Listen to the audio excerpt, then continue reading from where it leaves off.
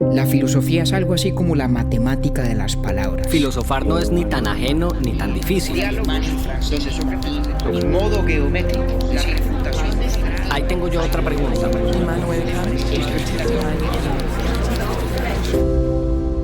Urbi et Orbi, a la ciudad y al mundo. Buenos días, buenas tardes, buenas noches. Volvimos de nuestro receso y como siempre arrancamos en Grecia, en esta ocasión con Heráclito de Éfeso. Nadie se baña 2 veces en el mismo río, porque todo está en permanente cambio. Y esquivas como un río son las ideas de Heráclito, a quien en su día llamaban el oscuro por enigmático. De él nos quedan apenas fragmentos suficientes para entrever sus ideas sobre el logos, la inteligibilidad y el fuego como principio de la naturaleza, entre otros. Cuando empecé a leer a Heráclito para grabar este episodio, se me hizo pesado y difícil, pero después de terminar la grabación quedé con ganas de volver a dar una pasada por sus textos porque sin duda los asimilaría de otra manera. Tal vez pueda pasarle lo mismo a uno que otro oyente que como yo de Heráclito solo sabía aquello del río. Gracias por esperarnos y gracias por escucharnos. Esta es nuestra 6ª temporada y este, nuestro episodio número 65, El río de Heráclito.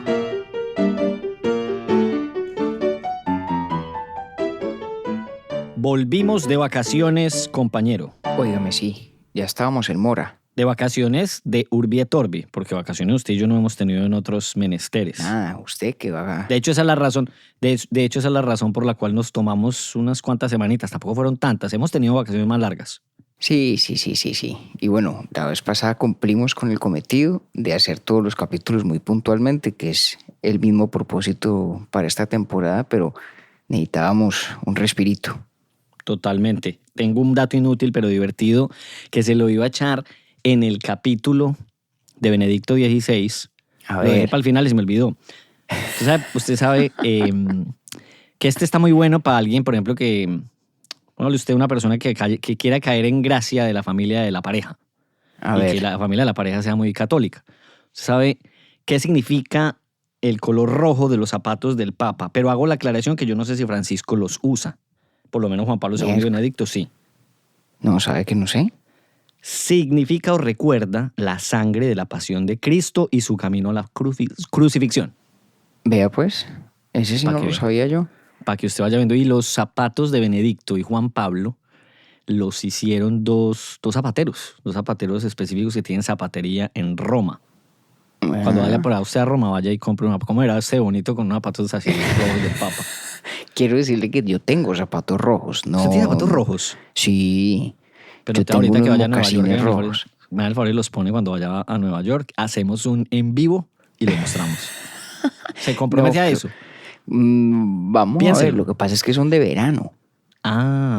Son de Bueno, verano. entiendo. Entonces, depende del clima. Si está Bueno. muy soleado cuando usted venga acá, de pronto me aventuro a ponerme los zapatos rojos. Y si no, para menos me los muestra, porque yo no tengo memoria que usted Eso sí. de haberle visto zapatos rojos.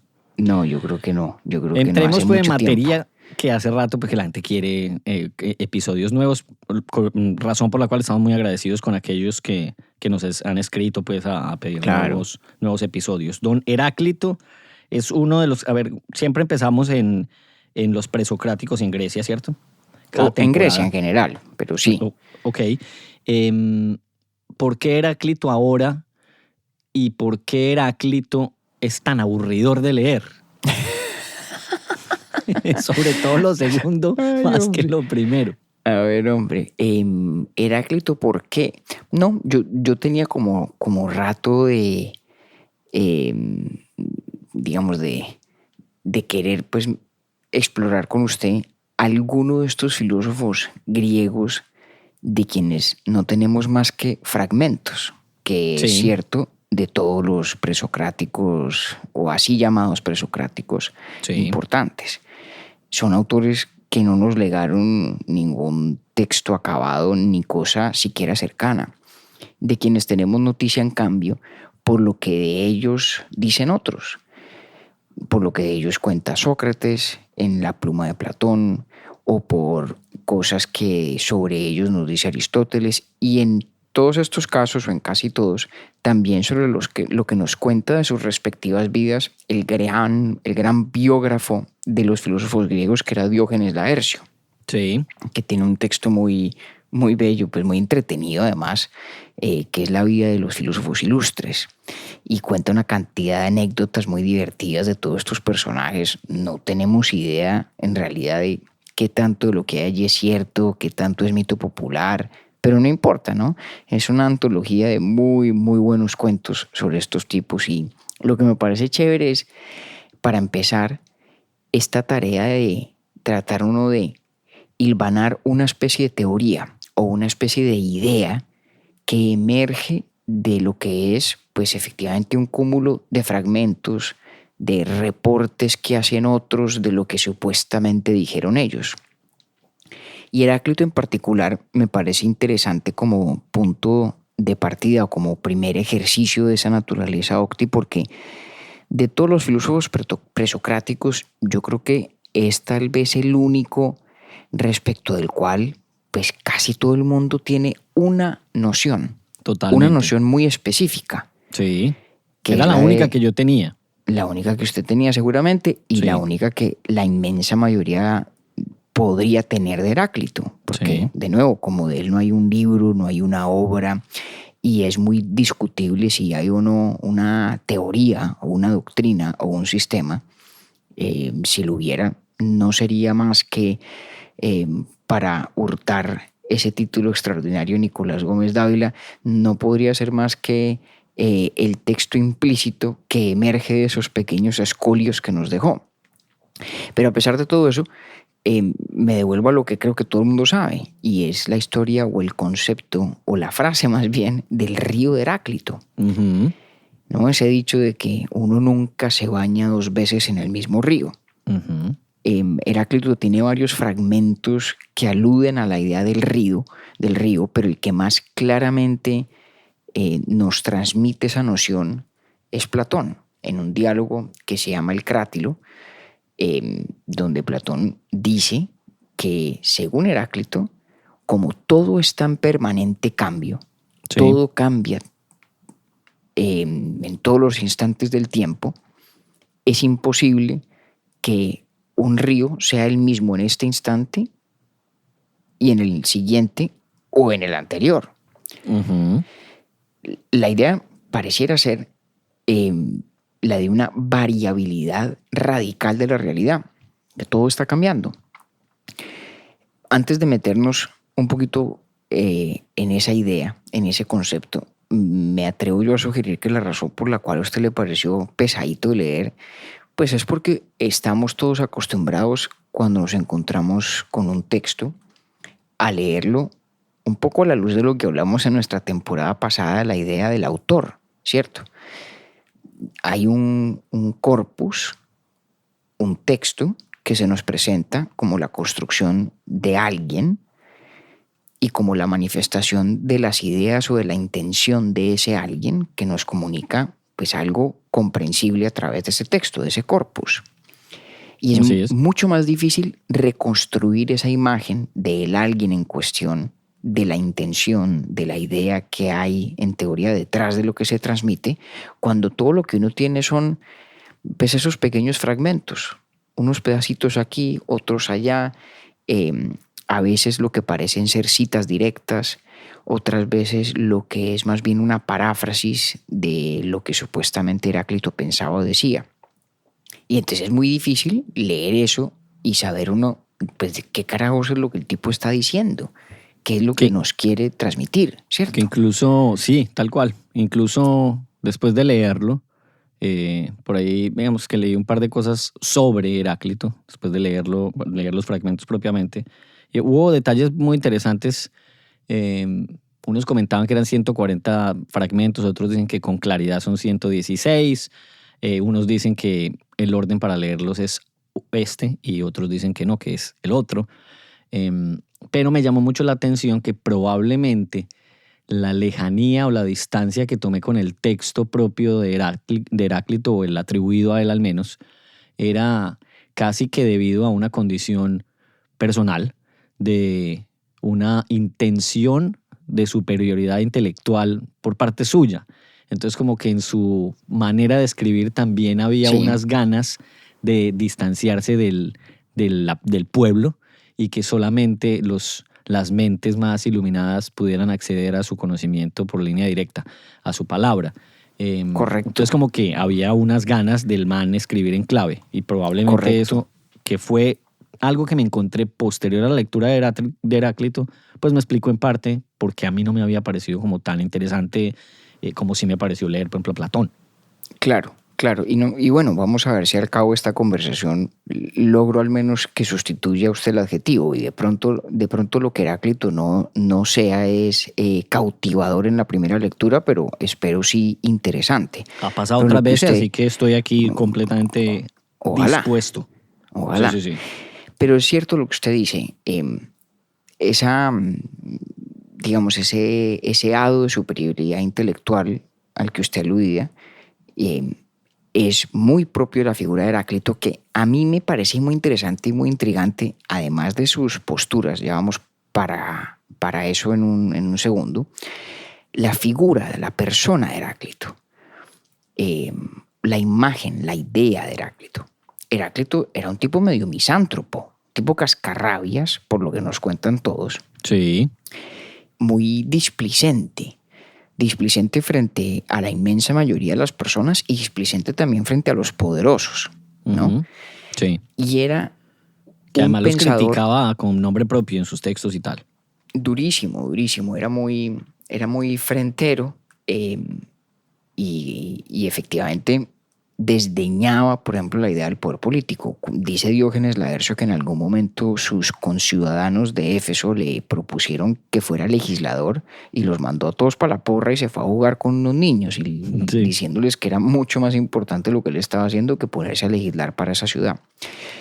Me parece que Diógenes también cuenta que en alguna oportunidad el rey Darío de Persia lo mandó llamar y Heráclito pues le mandó a decir que no, que gracias, que no tenía ningún interés en ir a charlar con él de nada. Era una Ok. persona displicente y de hecho los apodos que tenía, o los apelativos con los que solía referirse a él la gente, pues son muy dicientes también, ¿no? Le decían Heráclito el enigmático. Ujú. El Era obscuro. un tipo, sí, el obscuro, correcto. Era un tipo altanero, Sí. alzado. Y decía además muy abiertamente que lo que él pensaba y seguramente lo que contaba, ¿no? Porque parece que escribió alguna vez un libro, pero seguramente fue mucho más lo que dijo que lo que escribió. Sí. Pero en fin, tanto lo que dijo como lo que escribió tenía un carácter marcadamente esotérico, es decir, solamente al acceso de los iniciados. Ujú. Sus nociones, pensaba él, estaban fuera del alcance de la mayoría de las personas. Y me parece que ese Clemente de Alejandría, quien en algún momento, Galeno de hecho, quien en uno de sus textos donde refiere uno de estos fragmentos que se atribuyen a Heráclito, dice algo así que él, Galeno, como Heráclito, prefiere escribir para un hombre que no para 10.000. Ya. Como diciendo, a mí no me importa que todo el mundo me lea, que todo el mundo entienda lo que estoy diciendo, porque es que lo que yo pienso y lo que estoy diciendo no está hecho, no está pensado No es para que todo el mundo. exactamente, Ujú. para todo el mundo. Entonces, en Heráclito hay ya una versión de esta figura del filósofo como un poco más allá de este mundo. No lo digo en sentido metafísico, pero sí en el sentido de que no tiene mayor interés en la mayoría de las personas y Me en la gusta capacidad que tengan o no tengan de entender lo que decía, no tiene interés en la cosa pública tampoco. En todo eso fíjese que muy distinto en su temperamento de un tipo como Aristóteles, ¿no? Ujú. Totalmente. Que era un gran pedagogo. Pues tenía el liceo. Que tuvo discípulos, que además fue tutor de Alejandro Magno, incluso el propio Platón, que también quiso incidir en ciertos gobernantes. En algún momento terminó yendo hacia Sicilia, me parece, a ser asesor de algún tiranillo por allá. Muy distinto de estas figuras. Un verdadero filósofo misántropo. Total. Sin afán y sin deseo de que los más lo conozcan o lo entiendan o traten de él, sino en cambio presentándose al mundo un poco como eso, como un enigma solamente al acceso de unos muy pocos. Entonces, ¿Hegel a era el mí, que decía que toda su filosofía estaba contenida en Heráclito? ¿O estoy equivocado? sabe que no sé, pero podría ser, Ok. podría ser. Creo que lo escuché en Eh, algún momento. No ahora, Podría pero ser, creo que lo no lo escuché. sé. Quedo Ok. con la tarea de averiguar, no lo tengo presente, pero sí, por ejemplo, una persona que hablaba con cierta afinidad, casi con cierto gusto, de Heráclito era Nietzsche. Ok. No es del todo sorprendente, ¿no? Cuando usted No. piensa en el Nietzsche de las gatas de Así habló Zaratustra, que es un Nietzsche enigmático también, casi que un Nietzsche para iniciados únicamente, pues está continuando, digámoslo así, la tradición de la figura de Heráclito. Y Heráclito efectivamente era muy difícil, no para usted, para todo el mundo. Sí. Diógenes Laercio también cuenta que fue Eurípides quien le regaló a Sócrates una copia del libro de Heráclito. Ok. Y que Sócrates dijo, caramba, qué vaina tan jodida. La única forma de no perderse en las profundidades sería siendo uno un buzo de Delos. Supongo yo que los buzos de Delos eran particularmente famosos por sus aptitudes, por su capacidad de sumergirse bajo el mar. Pero el punto es, hasta el propio Sócrates le parecía difícil. Y cuando uno empieza a leer esos fragmentos, y de nuevo, sin el beneficio de tener nosotros el texto completo que Eurípides le habrá dado a Sócrates, pero sin ese beneficio aún, puede uno entender por qué Heráclito está revestido de esa dificultad esotérica. Porque en el man hay una serie de ideas que, fuera de ser grandiosas en su escala, quieren abarcarlo todo, ¿no? Son toda una cosmología. Además, parecen ser contradictorias. No parece que fuera posible reconciliarlas entre sí. Y le voy a dar, pues, digamos, la lista con la que salí yo de mi ejercicio de leer los fragmentos. Yo en lo personal creo que es un poco fútil, pues, tratar sobre esos fragmentos de construir una especie de sistema, ¿no? Implícito. Me parece que eso es muy difícil de hacer.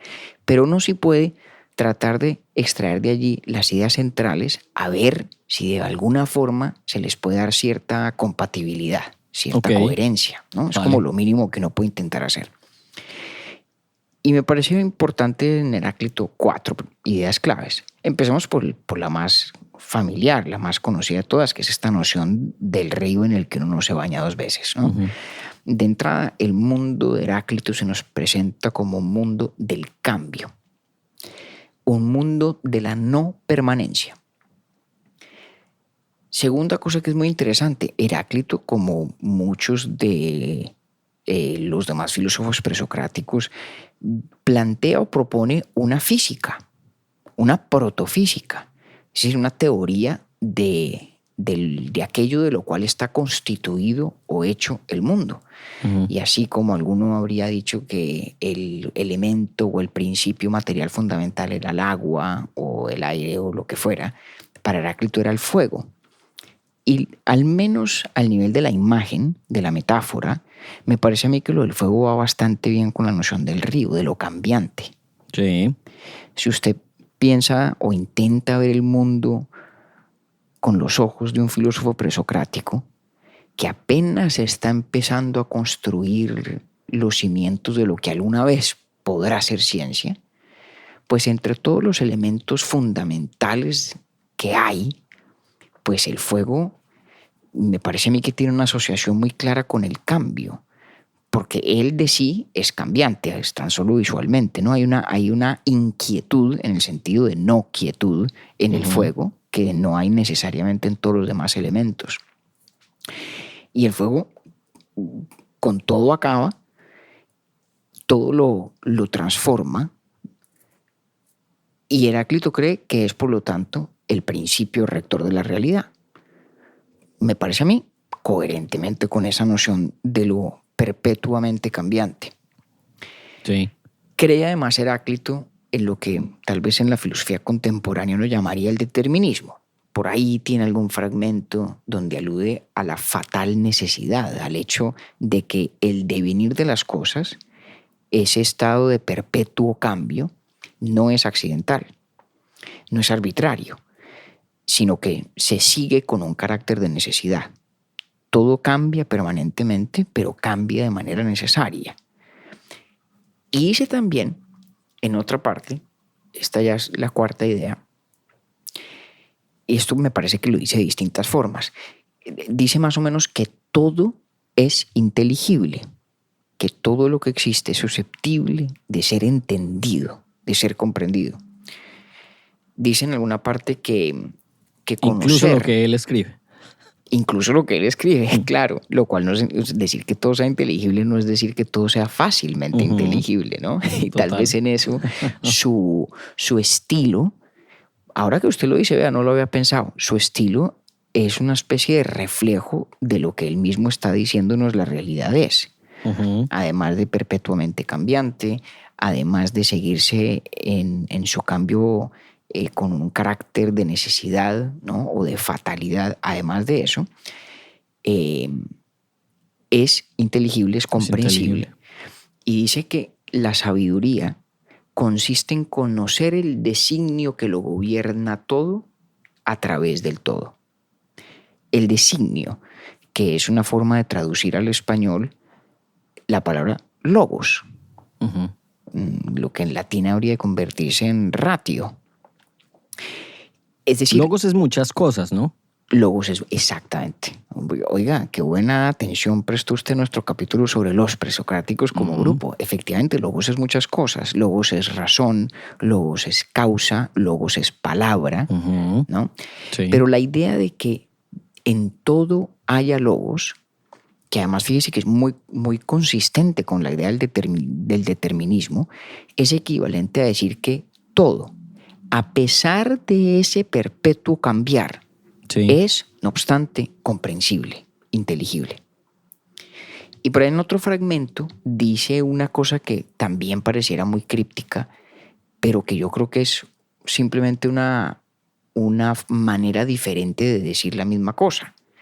Y es que todo está lleno de espíritus y de daimones. No porque Heráclito esté dedicado a multiplicar las deidades del mundo.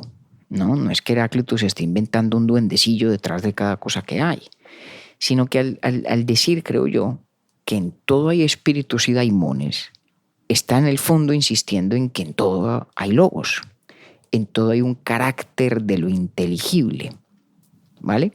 Sí. Último ingrediente de todo esto, que es tal vez el más difícil de todos, el que más ha desconcertado y fue además objeto de crítica por parte de Platón y muchos otros, es una noción muy de Heráclito de la unidad de los contrarios, que es una forma de precisar cómo, en su criterio, es que se da el logos. Entonces, todo está cambiando permanentemente y por eso es que uno no se baña nunca 2 veces en el mismo río. Sí. Casi a manera de imagen de ese cambio perpetuo nos propone al fuego como principio fundante de la realidad, como lo que los griegos llamaban argé. Sí. A pesar de ese perpetuo cambiar, hay una cierta lógica en el cambio, una fatal necesidad, dice él, lo que diríamos en términos muy contemporáneos es una especie de determinismo. Y en todo hay inteligibilidad, hay daimón, hay logos. Entonces, ¿cómo es que lo hay? De hecho, dice él que lo hay a la manera de la unidad. Las cosas son inteligibles, podemos penetrarlas a través del logos, precisamente en la aprehensión de aquel sentido en el cual son una misma cosa todas. Todo está cambiando, pero detrás del cambio hay una unidad. Todo es lo mismo, en cierto sentido. Y tiene pues unas frases un poco memorables sobre eso. Entonces dice que lo caliente y lo frío es uno mismo, que lo bueno y lo malo es una misma cosa. Y la que a mí más me gusta dice, los inmortales son mortales, Los mortales son inmortales, unos viviendo su muerte, otros muriendo su vida. Ujú. Una cosa a mí me parece muy Sí. bella. Ahora, críptica, esotérica, casi que queda uno con ganas de rogarle a Heráclito que le regale un argumento, ya que nos dio el titular, que por lo menos nos dé el argumento. De Y no acuerdo. hay lamentablemente en los fragmentos que sobreviven nada que se parezca realmente a un argumento, estrictamente hablando. Pero hay estas sugerencias, estas puntadas que da por distintos frentes. Y a mí esta última de la unidad de los contrarios es la que más difícil me parece, porque no encuentro aún, a medida que lo voy pensando, cuál es el planteamiento más allá de que todo es uno en tanto que inteligible. Me parece que esa es la única reconstrucción plausible. Si Heráclito nos dice, todo está cambiando, el río de este instante es distinto del río del instante anterior y será o es ya distinto del río en el instante que ha de venir. ¿Sí? Sí. Está trazando diferencias ni siquiera entre contrarios, está trazando diferencias entre lo que parece ser una misma cosa en distintos puntos del tiempo. Ujú. ¿No? Eso es como un desagregar la realidad en unidades aún más granulares, más minúsculas de las que estamos acostumbrados a pensar. Entonces, ¿cómo es eso de que detrás de esa apabullante pluralidad hay pues una supuesta unidad? Y por eso le digo, creo yo, que la hipótesis más plausible es que la unidad de todo lo que es tan disímil y tan perpetuamente cambiante radica simplemente en el hecho de que todo es, no obstante, inteligible. De que esa pluralidad y ese cambio podemos entenderlo, podemos verlo como tal. Nos es dado ver a ese mundo que él describe de esta forma y decir, oiga, sí, aquí está reflejado un mundo cuyo principio fundante es el fuego, un mundo de perpetuo cambio y de transformación, pero de un cambio y una transformación permanente que tiene un carácter, no obstante, digamos, de necesidad, donde cada estado en el tiempo se sigue lógicamente de los estados anteriores, y es en ese sentido que hay unidad, que hay una inteligibilidad total en todas las cosas. Lo paradójico no deja de ser el hecho de que haya semejante afirmación de lo comprensible, de la unidad de la inteligibilidad por una parte, y por otra de lo radicalmente cambiante y disímil. Porque fíjese que cada vez que, o normalmente, cuando uno trata de explicar algo, de hacerlo inteligible, uno lo que hace es conferirle unidad a ese algo. ¿Sí? Sí. Si yo quiero explicar, por ejemplo, ¿qué es este animal que está enfrente mío en relación con el de allá que está un poco más lejos y con este otro que está aquí a mi lado? Pues una forma de hacerlo es decir, oiga, es que todos son perros, son tipos de una misma especie. Ujú. En el solo hecho de yo conferir esa unidad conceptual a estas distintas unidades sensoriales, digámoslo así, estoy insertando comprensión. Estoy como logrando abarcar esas unidades sensoriales desde el punto de vista intelectual de alguna forma. Ya. Claro, es cierto que a veces también explicamos distinguiendo, pero las distinciones conceptuales en últimas buscan construir generalidad. Y la generalidad está un poco en las antípodas de esa radical pluralidad de cosas a la que nos invita la imagen del río. Porque entonces, De acuerdo. si nos tomáramos a Heráclito muy en serio, no podríamos hablar de ese río en singular. Tendríamos que hablar de ese río con designaciones tan distintas como momentos del tiempo han pasado. ¿Sí? Es un poco el problema de Funes. ¿Se acuerdan que lo hablamos? Eso le iba a hablar de Funes y de John Wilkins incluso. Claro. Estamos, mejor dicho, en este sentido sí que es cierto que uno se baña filosóficamente muchas veces en el mismo río. En el mismo, wow, ¿No? Es tremenda frase que acaba usted de sacar, pero sí. Pero es verdad, pues tanto Sí. que aquí estamos usted y yo parece atrapados en el mismo remolino Ujú. de este problema de el lenguaje que a través de los conceptos trata de precisar lo que es común a las cosas, cuando en su presencia sensorial ante nosotros las cosas parecieran de una particularidad imposible de resistir o imposible de desconocer o de negar.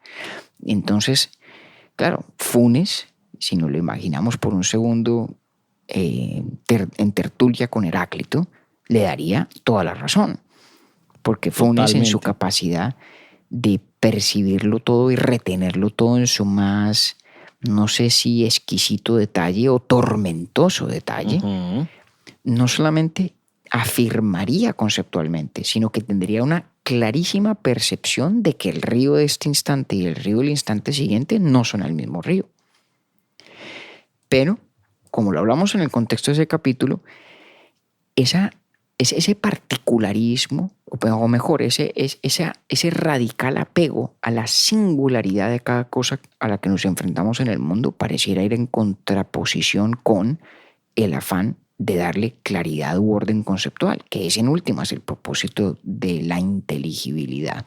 Entonces, hombre, todo esto para decir que no es fácil coger todas estas piezas de Heráclito y construir con ellas una composición de conjunto coherente.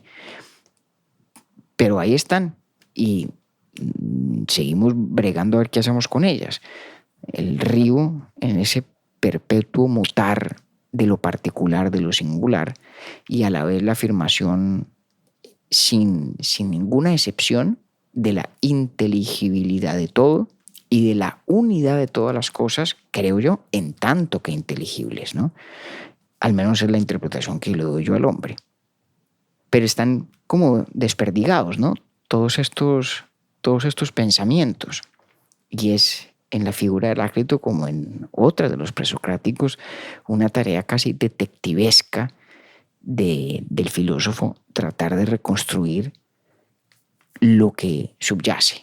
Es como si viéramos, ahí sí que aplica, las puntas apenas, no de uno, sino de varios icebergs, y tratar a uno de reconstruir o de imaginar todo lo que hay debajo y ver si entre las distintas puntas hay en el fondo una conexión coherente y que las recoja o las aúne en una propuesta, en un planteamiento teórico. No es cosa fácil, pero esa es la tarea chévere con estos tipos. Total. ¿Sabe qué estaba pensando? Bueno, en el idioma analítico de John Wilkins, él habla pues siempre olvido, es el abecedario del tipo que dice que todo lo que parece una mosca cuando se ve de lejos. Ah, sí. Fue la memoria de eso. Sí. No, pues que es una mofa de Borges, donde alude a un supuesto diccionario, o mejor, a un sistema, una taxonomía animal china antigua. Eso.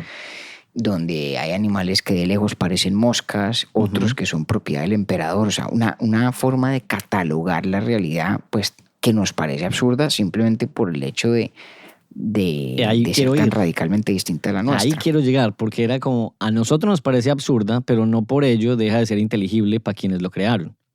O sea, ahí también hay un ejercicio de inteligibilidad, esa es mi pregunta. Podría ser, sí, ¿cierto? Podría ser. Sí. Digamos que todo depende de qué tanto sea uno lo que podríamos llamar un convencionalista del lenguaje. Es decir, que el lenguaje casi que por decreto erige las categorías en virtud de las cuales uno procesa o asimila el mundo. Es una tesis pues que suena muy atractiva, que suena muy plausible, tiene cosas verdaderas, sin duda, pero es una tesis más difícil de lo que a veces quien la esgrime sospecha.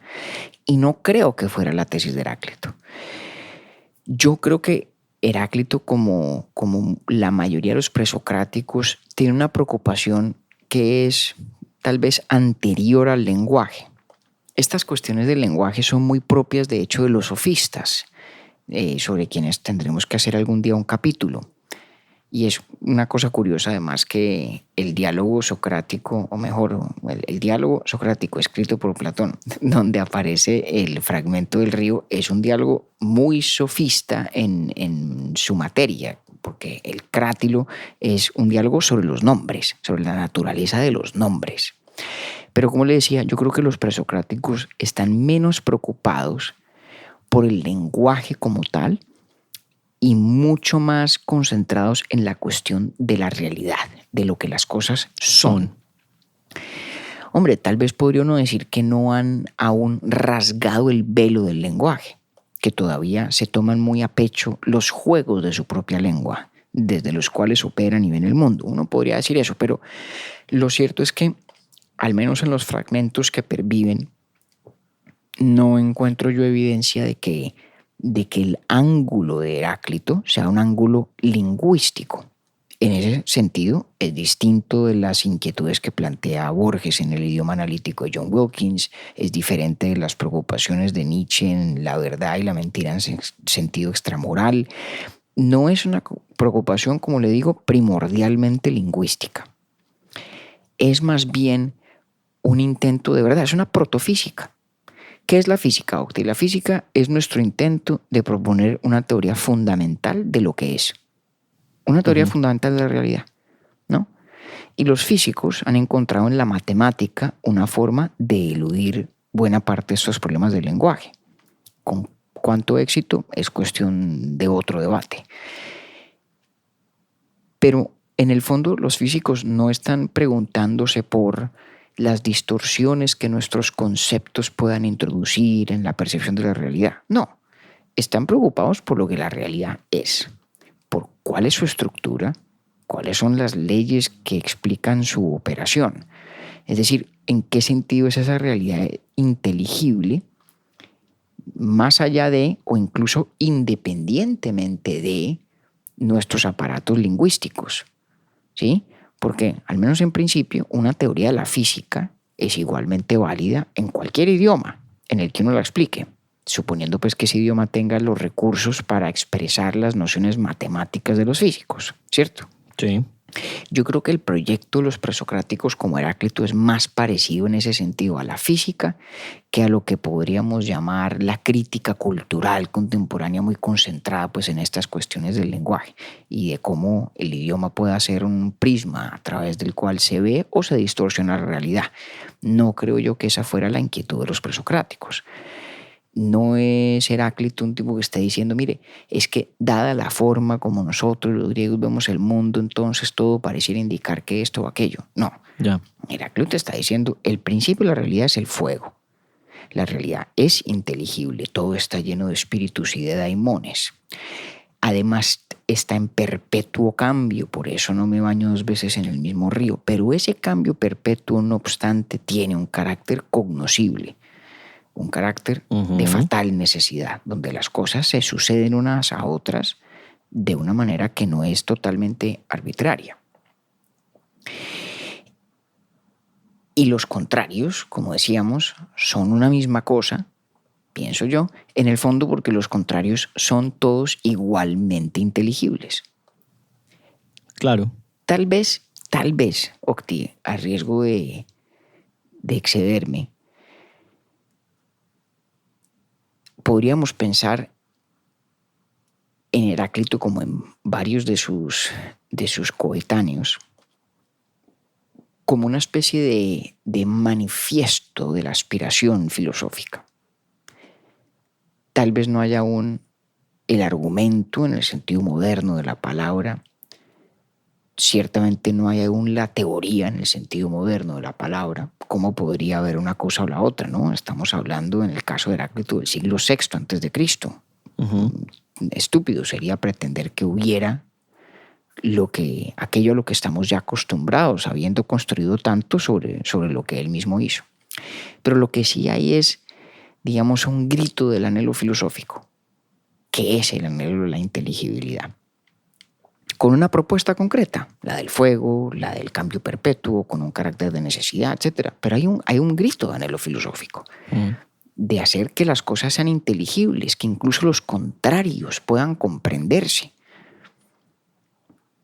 Y me parece que ya en eso hay una cosa maravillosa, porque en ningún momento la explicación o la respuesta a ese anhelo se da, al menos en el caso de Heráclito, recurriendo a lo que tradicionalmente habría podido satisfacer ese mismo anhelo, que es todo el aparato mitológico de un Homero, de un Hesíodo, y ahí empieza a ver uno ese fenómeno del que hablamos tanto en el capítulo sobre los presocráticos, de cómo el proyecto filosófico se va abriendo paso como heredero de la tradición mitológica, pero en unas direcciones distintas y novedosas.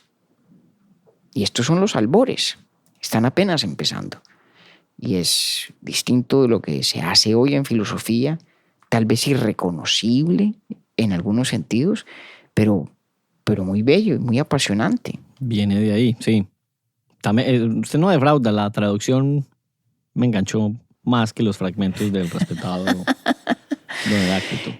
Ahora, hubo unos que me engancharon más, pero en general, claro, como no tiene un orden lógico, como van como, sí, son como una recolección ahí medio sin discriminación alguna, pues entonces sí, se hace... Impone un reto distinto, ¿no? Exacto, es diferente, entonces no es... Sí, no me pareció, lo que le decía al principio, no me pareció tan agradable como una lectura continua de un texto de bueno, pero Platón. vamos bien. Uh-huh. Vamos bien. Ya pasó de que no le parecía interesante, que no le parecía agradable. Vamos avanzando. Ahí vamos bien. Va Ahora, ayudando usted en la interpretación.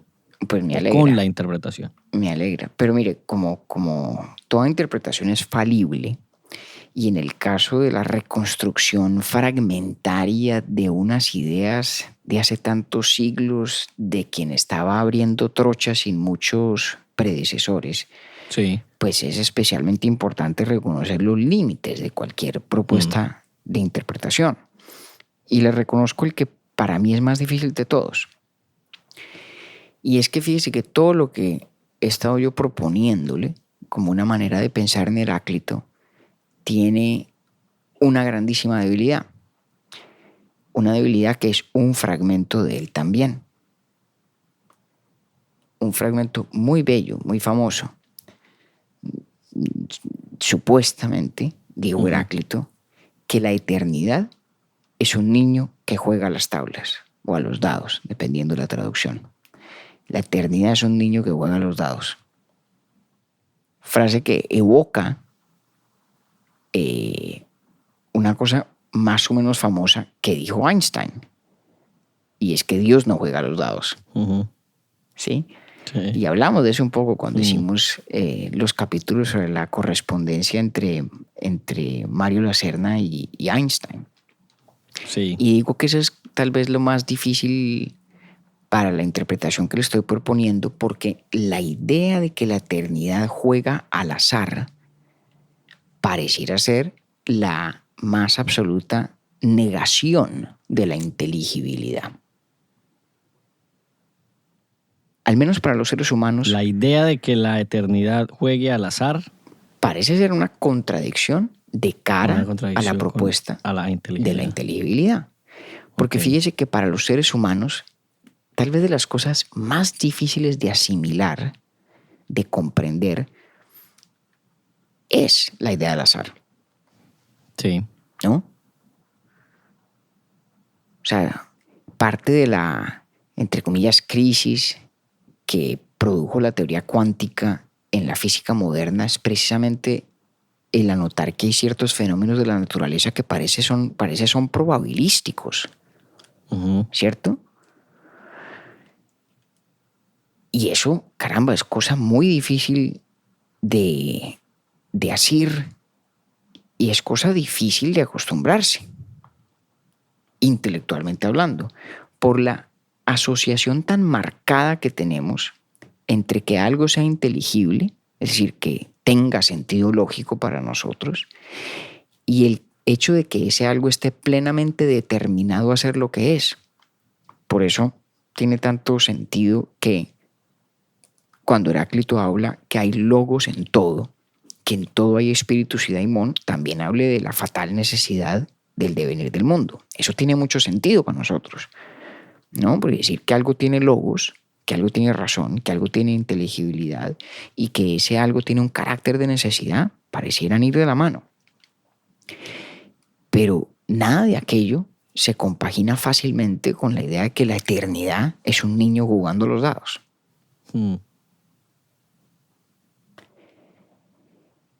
Y me temo que ahí sí se encuentra uno con ese Heráclito radicalmente esotérico, tan convencido de que sus ideas no eran para todo el mundo, aparentemente tampoco para nosotros, Octi, que inevitablemente encontramos alguna barrera para terminar de compaginarlas. Pero vea que en esto ya hay una riqueza extraordinaria, una riqueza fantástica, al menos en las tensiones que nos lega Heráclito. Enorme. Incluso si uno no logra conferirle a esa suma de fragmentos plena coherencia, si los lee con cuidado, si hace atentamente uno el ejercicio de tratar de darles unidad, que es lo mismo que darles inteligibilidad, ¿no? ¿Sí ven? ¿Sí ven lo que estamos, no? O sea, sí. En relación con el propio Heráclito estamos tratando de hacer lo que nos dijo inteligible, confiriéndole carácter de unidad. Si en ese ejercicio uno, no obstante, se encuentra con contradicciones potentes, poderosas, hay allí ya una revelación filosófica importante. Pues yo me quedé patinando con el niño jugando dados. Bueno, ahí tiene usted. Tiene usted. Sí. Espero. O sea, ahí habría la aplicación del carácter de los contrarios. Pues digamos que el carácter de los contrarios, si nos lo tomamos a pecho según lo que él dice, en los contrarios hay unidad, ¿no? Y entonces, bueno, ¿cuál puede ser esa unidad? Si precisamente se trata de contrarios. Entonces yo le proponía que la unidad debe radicar en el hecho de que los contrarios son igualmente inteligibles. No es que lo bueno y lo malo sean literalmente lo mismo, sino que son semejantes o simétricos en tanto que lo bueno es susceptible de ser entendido en igual medida en que lo malo puede ser entendido. Entendido. O sea, hay una, digamos, simetría de inteligibilidad que es una forma de unidad. Esa es mi forma de leerlo en todo caso. Pero eso no nos resuelve el problema de que la eternidad sea un niño jugando los dados. Ajá. Entonces nos queda esa imagen bellísima como rueda suelta. Pero como le digo, a mí me parece que en este tipo de pensadores crípticos, ¿no? Ya vemos por qué era que le decían Heráclito el oscuro o el enigmático. Ya sabemos por qué le decían así. Pues hay de todas formas un regalo filosófico, un cierto poner el dedo en la llaga, concentrar la atención en perspectivas que son difíciles de reconciliar e incluso en algunos casos en posibles caminos para reconciliarlas. Pero al menos, Octi, espero haberlo persuadido uno de que hay mucho más interesante en Heráclito de lo que sus fragmentos más o menos crípticos puede a veces dar a entender. Y segundo, que hay bastante más que la idea del río. Sí. ¿No? Sí. La idea del río puesta en un gran concepto o en un trasfondo complejo y en mi concepto pues también muy intrigante. Sí, me encantó, por ejemplo, ese complemento a la idea el complemento a la idea del río es todo lo que hemos hablado en el episodio, pero que va muy de la mano y es ese carácter de impermanencia de todo, igual lo hace inteligible. Exactamente. Exactamente. Sí que lo hizo. Y nos queda un poco debiendo, el argumento de cómo opera esa inteligibilidad cuando todo es tan radicalmente y tan particularmente disímil como este río de ahora en relación con el río de mañana o de pasado mañana o el de ayer. Dentro de 3 minutos. Exactamente. Y entonces, pues nada, hombre, yo pensando en todo esto, llegué en últimas a la conclusión de que a veces frente a estos grandes enigmas, pues la única respuesta sensata es un poquito de humor también, ¿no? Y me encontré, o mejor, me acordé de unos poemas muy breves, pero que a mí me parecen muy divertidos, del gran Ángel González, que se llaman Glosas a Heráclito. Y hombre, ¿cómo no saco yo las glosas de Heráclito para Octavio? Si usted me da permiso, se las Por leo. favor, Ave María. ¿Me va a tirar alguna con el niño jugando dados o no? Me temo que no, porque son glosas al Heráclito que todos conocemos, al Heráclito del río. Ya, ok. Pero póngale cuidado y verá. Glosas a Heráclito. 1. Nadie se baña 2 veces en el mismo río, excepto los pobres. Dice Ángel González. 2. Los más dialécticos, los multimillonarios, nunca se bañan 2 veces en el mismo traje de baño. 3. Traducción al chino. Nadie se mete 2 veces en el mismo lío, excepto los marxistas-leninistas. Interpretación del pesimista. Nada es lo mismo, nada permanece, menos la historia y la morcilla de mi tierra. Se hacen las dos con sangre, se repiten. Ay, Ángel González es una maravilla. ¿Hay más? No, ¿quiere más? ¿Qué más le provoca? Sí, hombre? échese otro. ¿Qué más que terminar uno comparando a la historia con la morcilla? Con la morcilla de la tía. ¿Ah? Está muy bueno. Pues hombre, por lo menos ¿Y ahí dónde los tenía usted esos? en una antología de Ángel que estructuró pues o editó él en vida para Cátedra y que es uno de los libros que me leí con Clemente, porque como Clemente todavía no entiende nada de lo que uno le lee, entonces yo me puedo dar el lujo de leerle lo que yo quiera, porque él no se va a Y quejar. el man se queda mirándolo ahí como, ¿y este qué? Pues se queda mirándolo, de pronto es como mi interpretación optimista de su total desgano y desinterés. Pero lo cierto es que no se queja. Entonces he estado leyendo libros de poesía, entre ellos le leí una antología del propio Ángel y ahí fue que me reencontré a estas glosas de Heráclito hace unos meses y dije, no, ¿Cómo es la de los millonarios? la de los millonarios es muy buena, venga, se la vuelvo a leer. Los más dialécticos, los multimillonarios, nunca se bañan 2 veces en el mismo traje de baño. Traje de baño. A Ángel González hay que volver, ¿no? Ah, hombre, siempre, para eso siempre habrá excusas. Hay que volver. Entonces, hombre... Queda claro porque siempre arrancamos temporada en Grecia, pues también. Hombre, sí, porque es que además es muy... Porque ahí están las cuotas iniciales para muchas cosas que hemos hablado y que seguiremos hablando. Exactamente. A mí siempre me parece saludable refrescarse uno, al menos en el ejercicio imaginativo de ponerse uno en los zapatos de estos personajes. Son en el siglo VI antes de Cristo. O en las sandalias. O en las sandalias, más bien. Que me decía usted ahora que Sócrates no entendía mucho a Heráclito. Y yo decía, pues con una manera de tomar trago de Sócrates, pues obviamente sí era muy berraco. Todos el man ahí todo prendido. Hombre, todos los atenienses del siglo IV tenían sus juergas y tal. El chimposio era parte de la vida. Parte de la vida, parte muy importante. Y aguantaban. Hombre, no sé qué tanto, ¿sabe? Porque Pero en los textos dicen que las fiestas a veces duraban no sé cuántos tiempos. Hombre, y que sí, llegaban y Sócrates estaba entero. Pero yo creo, no me acuerdo dónde habré leído yo esto, que el vino que consumían era bastante aguado. Era más, solían diluirlo también con leche. Y no es que fuera pues boleando aguardiente...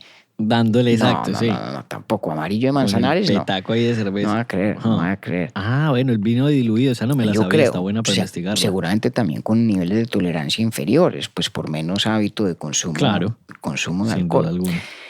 Pero antes de que usted me termine de distraer en las parrandas de Sócrates, a lo que voy es que a mí siempre me parece un ejercicio maravilloso, me deleita tratar de imaginarme en esas sandalias, como dice usted. Sí, totalmente. Lo hemos intentado hacer y seguiremos intentándolo desde distintas perspectivas, ¿no?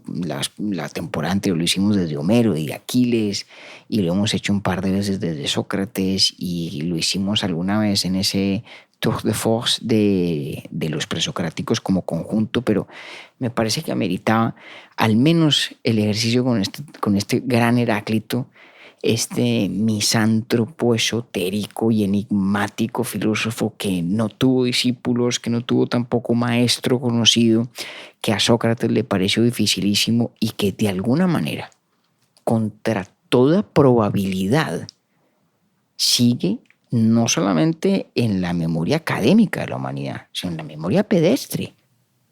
Pues es que, no voy a decir que todo el mundo, pero ¿Cuántos no sabemos de Heráclito? A que sepamos de él una sola cosa, vaya y venga.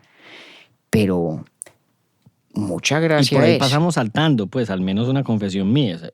Sabía de la frase hacía mucho tiempo y me parecía más o menos obvia desde solamente el enunciado, pero de ahí para atrás o para adentro nada más. Pero ¿no le parece a uno mucha gracia que haya un tipo de quien casi no sabemos nada, cuyos escritos no sobrevivieron a la inclemencia que la antigüedad siempre tuvo con la palabra escrita?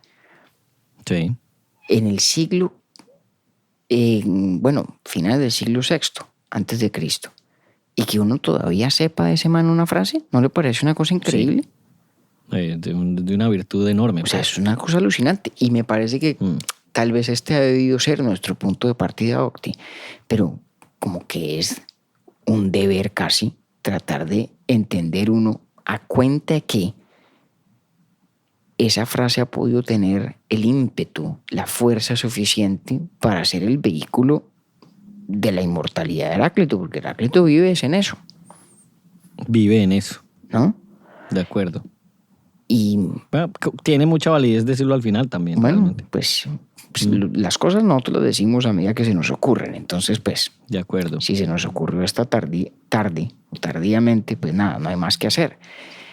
Así es. Pero ya ve usted por lo menos, y ojalá con usted nuestros queridísimos y eternamente 5 pelagatos, como detrás de esas cápsulas que podrían parecer obviedades, se esconden a veces estas ideas tan fecundas, tan interesantes, incluso cuando carecen de ese orden, de esa estructura, o cuando nos desafían en el intento de conferirles orden y estructura, como es, creo yo, el caso de don Heráclito de Éfeso. Buena calentada de motores en todo caso, pues para esta nueva temporada. Vienen cosas bacanas. Claro, Vamos a volver hombre. al Quijote. Antojito ahí pendientes de hace Dándole rato. gusto a su excelencia, vamos a ver al Quijote, vamos por fin a visitar al señor Schopenhauer también. Por fin. ¿No? Exactamente. Lo han pedido mucho y yo he sido muy, muy estricto en guardar para ciertas cosas un nivel de orden cronológico, no para todo. Y eso está muy bien, ayuda bastante. Pero bueno, vamos a ver si nos funciona, vamos a ver qué tantos réditos paga la paciencia. Y con él, bueno, tenemos muchas otras cosas y nada más gratificante, Octi, que estar de vuelta con usted, con nuestros queridísimos pelagatos en la 6ª temporada de Urbi et Orbi. Así lo digo yo también. Y qué bacano decir que este es el 65º episodio nuestro. Hijo de pucha, Imagínense ustedes. qué locura. Pronto va a tocar Una dejar de maravilla. contarlos al paso que vamos. Pero cuando pasemos de 100, Bueno, por ejemplo. tenemos ahí el reto. Bueno, compañero, nos vemos en 15 días entonces. Octi, un abrazo y qué bueno estar de vuelta Un como abrazo. siempre. Así es. Urbi et Orbi es producido por Bielo Media, con la música original de Felipe Durán, la coordinación general de Camilo Zuluaga y la dirección creativa de María Cristina Pimiento. Agradecemos especialmente a Luchi y Titín por la voz del cabezote y nuestro logo. Nosotros somos David Zuluaga y Octavio Galvis. Feliz día, feliz tarde o feliz noche.